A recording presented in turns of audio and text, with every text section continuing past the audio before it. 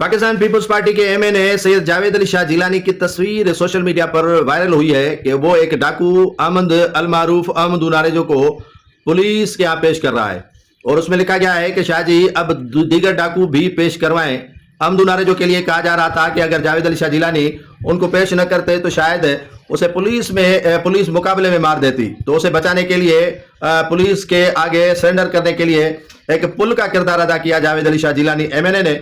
अब यही तासुर दिया जा रहा है कि जो डाकू हैं सिंध के वो वडेरों एमपीएज एमएनए सियासतदानों के बंगलों पर रहते हैं और उन्हीं के हाथ पर पुलिस के सामने सरेंडर करते हैं। तो ये काफी निशानियां मिल रही हैं जावेद शाह जिलानी के साथ, जो अहमद नारेजो हाथ हाथ में देकर एसएसपी के सामने पेश होने जा रहे हैं। तो काफी ये सबूत के तौर पर भी है कि सरदारों इन एमपीएस एमएनए से दूर नहीं है ये डाकू। जब भी चाहें जिसका सर चाहे वो उड़ा ले या उड़वा ले या किसी को चाहे बचा ले या और पुलिस के आगे सरेंडर करवा दें, जैसे इस डाकू अहमद नारेजो को पेश किया है जावेद अली शाह जिलानी ने।